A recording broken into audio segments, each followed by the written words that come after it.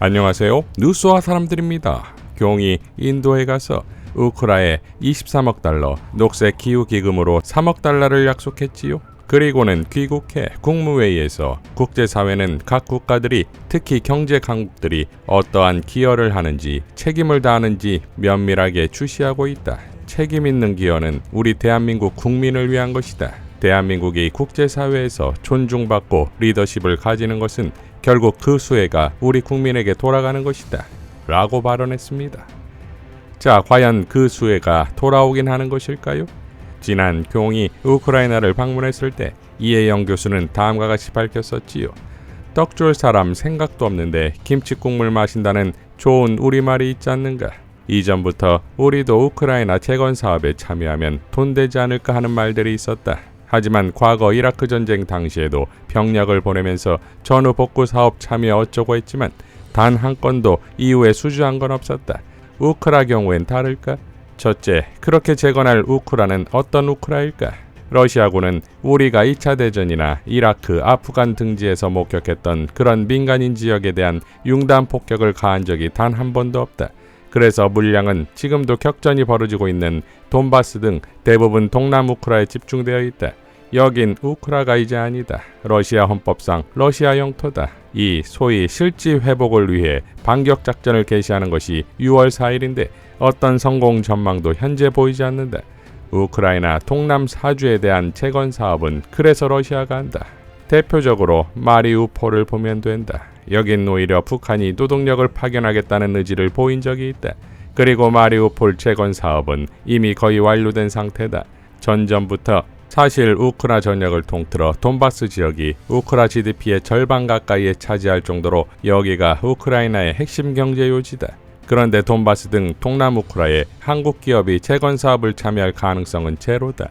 둘째, 전쟁이 어떻게 끝나건 그때의 우크라이나는 지금의 우크라이나가 아니다. 키예프도 지금의 키예프가 아닐 거다.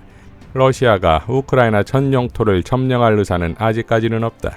그러나 드네프르 강을 경계로 동쪽 하르코프 그리고 서우크라이나 상당 지역에 비무장지대를 설치할 가능성이 높다. 그리고 이 구역을 현 젤렌스키 정권이 관할권을 전면 행사할 가능성도 아주 낮다. 그런데 무슨 전후복구 사업을 한다는 건가? 셋째, 이보다 더 재미난 것은 이미 지난 5월 8일 미국의 투자 펀드인 블랙락과 JP모건이 젤렌스키와 우크라이나 개발 펀드를 수립하기로 이미 합의했다는 점이다. 형식상으로 우크라이나 에너지, 인프라, 농업에 투자를 유치하는 것이다. 그 실상은 이미 망한 나라인 우크라이나에 대한 무기와 자금 지원에 따른 막대한 채무를 우크라이나 경제의 핵심 부문을 팔아서 갚는 일을 하는 것이다. 우크라이나인의 해외 군사 훈련 지원도 공짜가 아니다. 다 1인당 얼마씩으로 갚아야 될 계약이다. 이 미국계 글로벌 투자 펀드는 우선 우크라이나의 전기와 흑토를 판매할 예정이다. 우크라이나의 국토 중 상당량은 2014년 이후부터 이미 카길, 듀퐁, 몬산토의 소유로 넘어간 상태다. 엄밀히 말하면 우크라이나 재건이 아니라 우크라이나 쪼개 팔기가 이들 투자 펀드의 목적인 셈이다. 그러면 보자. 윤석열이 우크라이나를 방문했다. 들이댈 명분이 모자라니 전후 복구 어쩌고 하고 있다. 러시아가 도끼눈을 뜨고 지켜볼 것이 분명하다. 그리고 보복 조치를 구상하고 있을 거다. 그래서 우크라이나 전후는 지금 말할 형편이 전혀 아니고 여기에 젤레니가 뭐라고 한다면 이는 부도 수표일 공산이 매우 높다. 어차피 젤레니야 수틀리면 미국이나 이스라엘로 도망가면 된다. 자국민이야 죽건 말건 뭐가 대수일까? 이미 집도 다 장만해 두었고 자금도 빼돌려 놓았는데 말이다. 우크라이나의 전후 복구는 언제일지 어디일지 누구일지 지금으로선 말할 단계가 전혀 아니다. 그리고 나중에 한다 해도 한국이 건질 몫은 없거나 끝에서 두 번째 정도일 것이다. 라고 밝혔습니다. 자, 그러니까 국물도 없다 이겁니다. 오히려 러시아와의 빼박 전쟁국이 되었고 그만큼 대한민국 국민과 러시아 교민들은 위험에 빠진 것이며 김정은이 푸틴을 만나러 떠난 것처럼 북한과 러시아의 관계는 더욱 밀접해졌지요. 자, 그러니 이상하다 이겁니다. 김어준의 겸손은 힘들다 뉴스공장에서 김어준 총수는 다음과 같이 발언했지요. 어쨌든 저는 지금 이 타이밍에 안 그래도 세수도 부족한데 우크라이나에 이제 3조를 넣는다는 거 아니에요? 네, 그렇죠. 우리 과학기술 예산은 3조를 깎고 이게 말이 되나요? 저는 이게 너무 이상한데 이게 도대체 왜 이렇게까지 해야 되는 거지? 언론은 이 돈에 대해서 큰 관심 안 보이던데, 후속 기사가 없던데 저는 관심이 많아요. 이런 돈에 대해서 이명박 전 대통령 시절부터 해외로 가는 돈에 무척 관심이 많았는데. 자, 그런데 장성 출신의 한설 교수는 매우 흥미로운 점을 밝힙니다. 우크라이나의 23억 달러, 녹색기후기금의 3억 달러라. 정작 사람들은 죽어가는데 나라가 경제가 점점 어려워지고 있다. 정부 당국에서는 희망 섞인 이야기를 한다. 하반기에 경제가 개선될 것이라고. 그런데 그렇게 될 것 같지 않다. 윤석열이 검찰총장 특활비를 쓴 것이 나왔다. 참 좋은 것 많이도 먹었다. 정부 부처에서 어떤 장관이 검찰총장처럼 국가 예산을 저렇게 마구 먹는데 쓸 수 있는지 모르겠다. 원래 1인당 밥값은 몇만 원 내로 정해져 있다. 윤석열이 우크라이나에 23억 달러, 녹색기후기금에 3억 달러를 쾌척한다고 한다. 그 돈 어디에서 나온 것인지 잘 모르겠다. 엊그저께는 전주의 한 빌라에서 40대 여성이 생활고로 죽었고 4살 난 아이도 아사 직전에 구출했다고 한다. 올해 세수 부족이 60조다. 경제는 극도로 어려워지고 있다. 23억 달러면 3조 751억 원, 3억 달러면 4천억 원이 넘는다. 다 합치면 3조 5천억 원이 넘는 돈이다. 나라 살림을 보건대 그런 돈을 녹색기후기금이란 곳에 마구 던져주어도 괜찮을 정도인지 모르겠다. 그런 문제에 아무도 비판하지 않는 것이 이상하다. 우크라이나로 가는 돈 중 절반 이상이 거의 다 젤렌스키 개인 착복으로 넘어간다는 것은 공공연한 사실이다. 젤렌스키는 지원을 받으면 얼마는 다시 리베이트로 해당 국가 정치인들에게 돌려준다는 말도 공공연하게 들린다. 녹색기후기금이란 것이 뭐 하는 것인지도 모르겠다. 결국 거기에서 호의호식하는 자들에게 가는 것밖에 더 되는가. 소위 그런 국제기금이라는 것이 어떻게 쓰이는지 제대로 알려진 것이 별로 없는 것으로 알고 있다. 특히 녹색기후기금이란 것이 무엇 하는지도 모르겠다.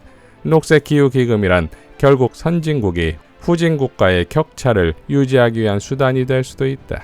왜 이런 일을 모두 침묵하는지 모르겠다. 나라꼴 잘 돌아간다 라고 일갈했습니다. 자, 마치 영화 같은 이야기지요? 그렇다면 우크라이나 젤렌스키 정권이 일종의 국제자금 세탁소가 되는 것입니까? 자, 이런 상황에 정권의 2인자라는 한동훈은 지중해 몰타로 갔다지요? 법무장관이 엑스포를 유치하기 위해서랍니다. 국민뉴스의 정대인 칼럼, 한동훈 해외 출장, 하필이면 몰타와 안도라인가를 보면 한동훈이 2030년 부산 엑스포 개최 지지표를 늘리기 위해 몰타와 안도라를 방문한다는데 과연 이들 국가에서 부산 엑스포 유치 활동을 벌이는 것이 고지곳대로 순수한 방문인가 생각해봅니다. 몰타는 지중해의 영국으로 불리는 대표적인 휴양지로 유명하지만 안도라와 함께 조세 피난처로 잘 알려진 곳입니다. 조세 피난처는 특정 기업 등이 해당 국가의 페이퍼 컴퍼니 등을 설립하고 자금의 돈 세탁을 위하여 이용하거나 본국의 세금 진수에 대해 합법적 조세 회피 또는 불법적 탈세를 하기 위하여 이용되는 곳입니다. 따라서 수많은 유럽 국가를 제쳐놓고 엑스포 유치를 위해 굳이 조세 회피와 관련하여 오해를 살 수 있는 지역을 선택한 것은 좀 생각해 볼 일입니다. 여기서 두 가지 합리적 의심이 듭니다. 단순히 엑스포 홍보를 위해 모든 장관들이 총동원되어 해외 방문에 나설 수 있겠지만 평소의 행동은 행실을 보았을 때 숨겨진 목적이 내재한다고 의혹이 듭니다. 첫째는 한동훈이 엑스포 주무장관도 아닌 법무부 장관으로 조세 피난처 지역에 가는 것은 뭔가 이를 도모하려는 것이 아닌가 여겨집니다. 누군가의 돈을 자금 세탁하거나 숨기려는 의도가 있다고 여겨집니다. 그리고 두 번째는 해당 지역에 가서 우리나라의 기업가나 정치인들이 숨겨놓은 조세 포탈 상황을 확인하려는 목적이 있다고 하겠습니다. 내년 총선을 앞두고 야당 측 정치인이나 기업가와 연루된 비리 혹은 부정부패와 관련 큰 건을 터뜨리기 위해 현지에서 직접 물증 확보 차원으로 방문한 것이 아닌가 생각됩니다. 그리고 두 가지 의심사항 모두 표면적으로 드러내놓고 실행할 수는 없을 것입니다. 라고 밝혔습니다. 자, 그러니까 법무장관이 엑스포 때문에 그것도 몰타, 안도라라는 생소한 곳을 경정권 위기의 시기에 방문을 하니 별의별 분석에 상상의 음모설까지 나오는 거 아니겠습니까? 만약 한동훈이 부산 엑스포 때문에 유럽에 갔다면 그럴 때가 아니다 이겁니다. 14일째 단식 중인 이재명 대표는 2차 조사를 끝내고 나와 이렇게 발언했지요. 오늘 왜 불렀는지 모르겠습니다. 역시 증거란 하나도 제시하지 못했고, 아무리 검사가 집권을 했고 검찰이 지배하는 나라가 됐다 해도 총칼로 사람을 고문해서 사건 조작하던 그거를 이제는 특수부 검사들 동원해서 사건 조작하는 걸로 바뀐 것밖에 더 있겠습니까? 이제 좀 정신 차리고 국민 주권을 인정하고 주어진 권력을 국가와 국민을 위해서 제대로 사용하기 바랍니다. 결국 사필 규정입니다. 잠시 억압하고 왜곡 조작할 수 있겠지만 오래가지 못한다, 이 말씀 드립니다. 무능과 무지에 조작에 통정심과 양심마저도 없는 한동훈 검찰을 전 국민이 목도했으니 검찰로 흥한 정권, 검찰로 망할 것입니다. 이상 뉴스와 사람들이었습니다. 시청해주셔서 감사드립니다.